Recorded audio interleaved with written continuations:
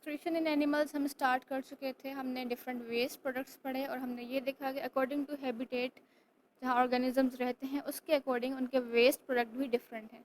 अब हम एक्सक्रीशन पढ़ेंगे डिफरेंट ऑर्गेनिजम्स में। तो कॉम्प्लेक्स ऑर्गेनिजम्स पढ़ने से पहले हम सिंपल ऑर्गेनिज्म से स्टार्ट करेंगे। सबसे पहले है हाइड्रा। हाइड्रा की अगर हम बात करें तो it belongs to phylum Cnidaria.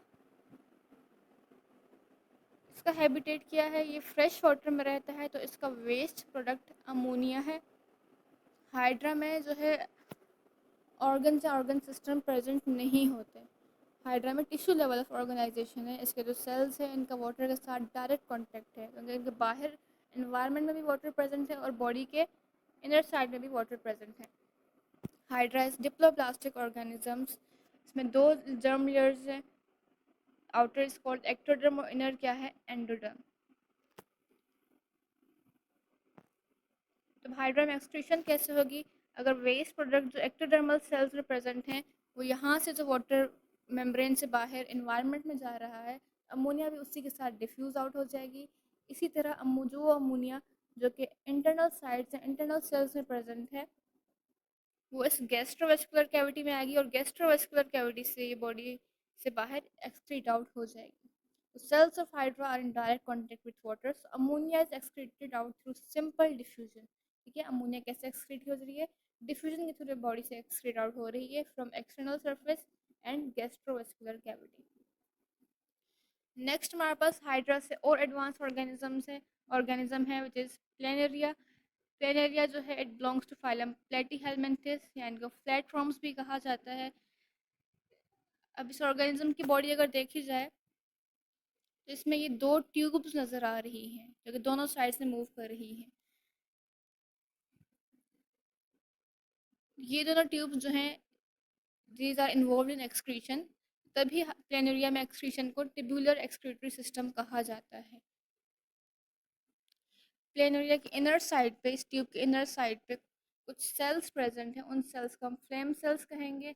और इन ट्यूब्यूल्स के बाहर वाली सरफेस पे, बाहर वाली साइड पे कुछ पोर्स प्रेजेंट हैं। उन पोर्स को हम कहेंगे एक्सक्रीटरी पोर। कुछ इनर साइड पे फ्लेम सेल्स मौजूद हैं, वो इन ऑर्गेनिजम्स में मेन एक्सक्रीटरी ऑर्गन्स हैं। उन फ्लेम सेल्स को प्रोटोनेफ्रिडिया भी कहा जाता है। अब मैकेनिज्म देखें कि एक्सक्रीशन इनमें कैसे होती है। There are two longitudinal excretory tubes, one on either side of the body. Body की दोनों साइड्स पे क्या है? लॉन्गिट्यूडनल ट्यूब्स हैं। ये ट्यूब्स क्या हैं? एक्सक्रीटरी ट्यूब्स हैं, एक्सक्रीशन में हेल्प कर रही हैं ये tubes. They open to the outside by small pore called excretory pore. बाहर जो है किस में ओपन हो रही हैं? Open into a pore which is called excretory pore. तो यहाँ पूरी सरफेस पे एक्सक्रीटरी पोर्स प्रेजेंट है और इस साइड पे भी एक्सक्रीटरी पोर प्रेजेंट है। Internally, these excretory tube divide and redivide into number of small branches. Inner side पे ये ट्यूब मज़ीद फाइन ब्रांचेस में डिवाइड हो रही है और ये ब्रांचेस एंड हो रही हैं स्पेशल सेल्स में, जिन सेल्स को हम क्या कह रहे हैं? फ्लेम सेल्स कह रहे हैं। तो ये जो हैं फ्लेम सेल्स हैं। फ्लेम सेल्स का स्ट्रक्चर कैसा होता है? ये होलो शेप सेल्स हैं। यहाँ पे इनका न्यूक्लियस प्रेजेंट है। न्यूक्लियस के नीचे जो ये है ये सीलिया प्रेजेंट है। सीलिया थ्रेड लाइक स्ट्रक्चर्स जो कि मूव करते हैं। अभी जो सीलिया है इनकी मूवमेंट है जो कैंडल के ऊपर जो फ्लेम जल रहा होता है उसकी मूवमेंट जैसे है। वो जो फ्लेम की मूवमेंट है उसको हम फ्लिकरिंग मूवमेंट कहते हैं। इसी तरह से सीलिया भी मूव करते हैं। तभी इन सेल्स को फ्लेम सेल्स कह रहे हैं। क्यों कह रहे हैं? क्योंकि सीलिया की मूवमेंट फ्लेम जैसी है। जो कैंडल पे फ्लेम जल रही है उस जैसी मूवमेंट है।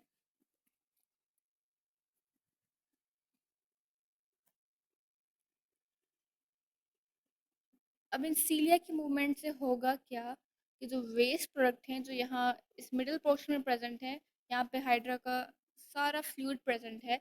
इसमें यूजफुल सब्सटेंसेस भी हैं और वेस्ट सब्सटेंसेस भी हैं। वो टिश्यू फ्लूइड सीलिया की मूवमेंट से इन फ्लेम सेल्स में इंटर होगा।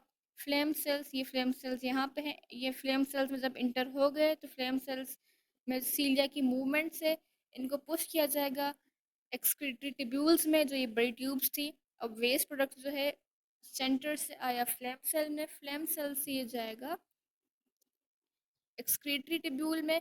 एक्सक्रीटरी ट्यूब्यूल में आने के बाद यहाँ पे बाहर इसके पोर्स प्रेजेंट हैं जिनको हमने एक्सक्रीटरी पोर्स का नाम दिया है, उनके थ्रू बॉडी से एक्सक्रीट आउट हो जाएंगे। The fifth point देखें, all the waste product of main branches are absorbed by flame cell। जितने भी वेस्ट प्रोडक्ट्स यहाँ प्रेजेंट हैं ये कौन एब्जॉर्ब कर रहा है? फ्लेम सेल्स एब्जॉर्ब कर रहा है because of the movement of सीलिया of flame cells. ठीक है, सीलिया की मूवमेंट से वो वेस्ट प्रोडक्ट्स इंटर हो गए। वो जो एक्सक्रीटरी प्रोडक्ट हैं फ्लेम सेल से इंटर होंगे लॉन्गिट्यूडनल एक्सक्रीटरी सिस्टम में जो बड़ी ट्यूब्स हैं, और उसके बाद they are removed out of the body through excretory pore, और उसके बाद एक्सक्रीटरी पोर से ये बॉडी से बाहर चले जाएंगे।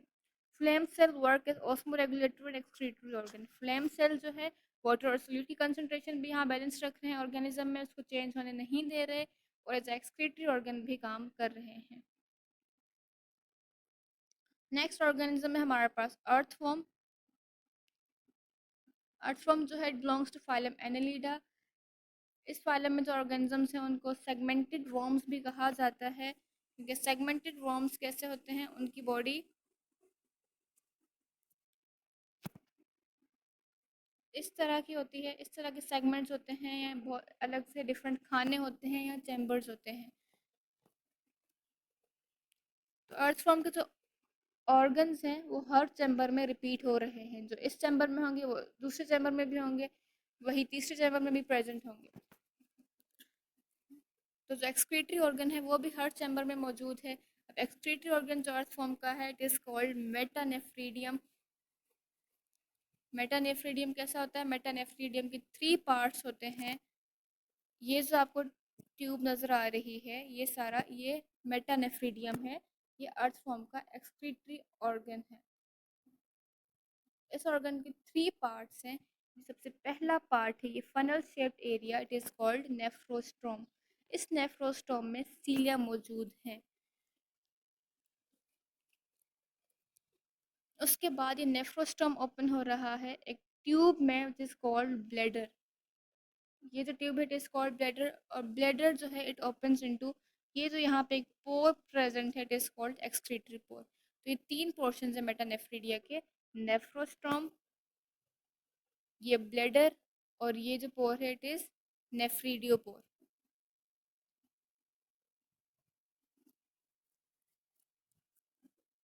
अब ये जो पोर्शन है ये सीलोम है। Coelom is the body cavity of earthworm. ये किसी भी ऑर्गेनिज्म की बॉडी कैविटी होती है, यहाँ हम अर्थवर्म की बात कर रहे हैं।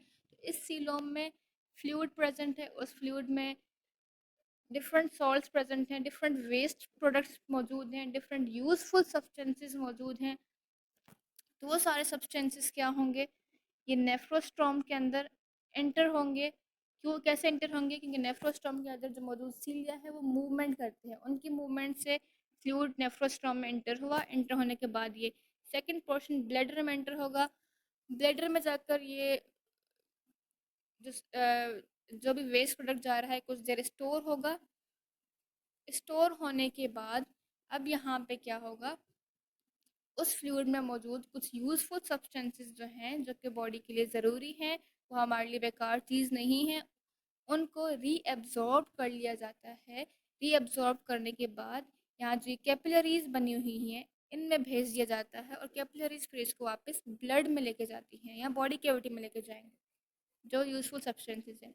और पीछे जो वेस्ट बच जाएगा वो इस ब्लडर से ट्रेवल होता करता हुआ एक्सक्रीटरी पोर से बाहर चला जाएगा।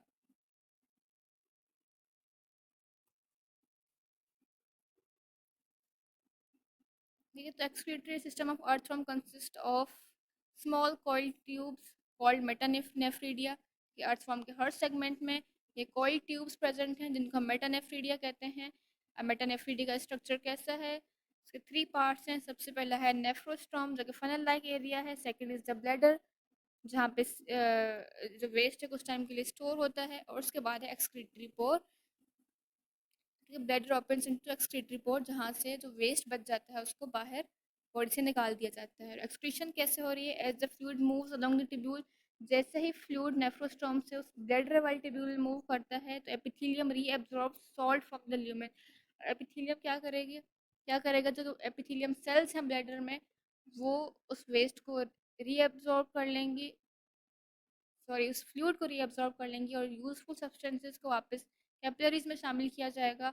और जो पीछे जो सब्सटेंस बच जाएगा, जो लेफ्ट ओवर होगा, it appears as urine containing nitrogenous waste, तो उसको एक्सक्रीटरी बोर्ड के थ्रू बॉडी से एक्सक्रीट आउट कर दिया जाएगा। This is how excretion takes place in earthworm. तो नेक्स्ट ऑर्गेनिज्म है हमारे पास कॉकरोच। कॉकरोच में एक्सक्रीशन कैसे होगी, अब सबसे पहले इसके फाइलम देखें तो it belongs to phylum Arthropoda. Cockroach में जो है ब्लड प्रेजेंट नहीं होता, कॉकरोच में एक फ्लूइड प्रेजेंट होता है जिसको हम हीमोलिम्फ कहते हैं, जो कि बॉडी में प्रेजेंट है। उस हीमोलिम्फ में वेस्ट भी मौजूद है और काम की चीज़ें यूजफुल सब्सटेंसेस भी प्रेजेंट हैं। ये गट आपको नज़र आ रही है, इस गट के 3 पोर्शन है, एक fore gut, mid gut and hind gut. Mid gut और हाइंड गट के जंक्शन में यहाँ पे एक टिब्यूल्स प्रेजेंट हैं जिनको हम मालफिजियन टिब्यूल्स कहते हैं। ये मालफिजियन टिब्यूल्स जो हैं ये कॉकरोच में एक्सक्रीटरी ऑर्गन्स हैं।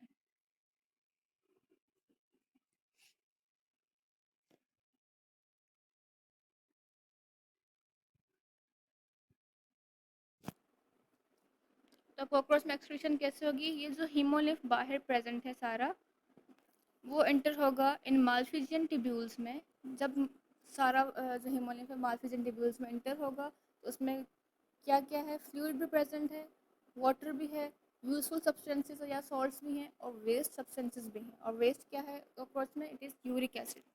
तो वो सब जब टिब्यूल्स के अंदर एंटर होता है तो टिब्यूल्स में कुछ रीएब्जॉर्प्शन होती है, कुछ पानी, कुछ सॉल्ट और कुछ यूजफुल सब्सटेंसेस को वापस रीएब्जॉर्ब करके पानी बॉडी में शामिल किया जाता है। और फिर बाकी जो यूरिक एसिड बचता है वो इन मालफिजियन टिब्यूल्स में आने के बाद आगे को मूव किया जाता है into hind gut. Hind gut की तरफ मूव करते हुए यहाँ पे एक रेक्टम प्रेजेंट होगा, रेक्टम में उस यूरिक एसिड को स्टोर किया जाता है। ये लेस टॉक्सिक है तो इतना हार्मफुल नहीं है, इसको कुछ देर के लिए स्टोर किया जा सकता है। जब स्टोर किया जाता है तो इसमें से वाटर जो है रीएब्जॉर्ब कर लिया जाता है। कॉकरोच जो है, इंसेक्ट्स जो है, इनके पास वाटर कम होता है तो इनकी कोशिश होती है कि हम ज़्यादा से ज़्यादा पानी को रीएब्जॉर्ब कर लें।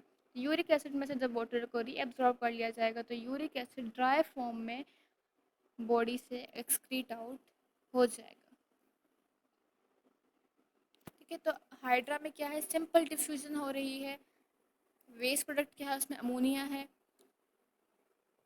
प्लेनेरिया की बात करें तो उसमें एक्सक्रीटरी ऑर्गन्स फ्लेम सेल्स हैं या प्रोटोनेफ्रीडिया है। आप ऐसे याद रखिएगा कि P4 प्लेनेरिया और P4 प्रोटोनेफ्रीडिया।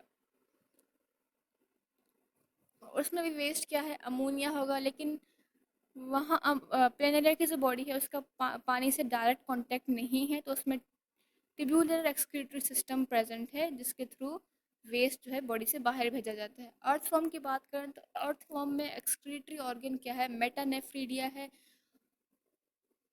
और उसमें वेस्ट प्रोडक्ट यूरिया भी हो सकता है, 40% यूरिया होता है और 20% अमोनिया होता है। कॉकरोच की बात करें तो इसमें एक्सक्रीटरी ऑर्गन मालफिजियन टिब्यूल्स हैं और एक्सक्रीटरी प्रोडक्ट जो है यूरिक एसिड है।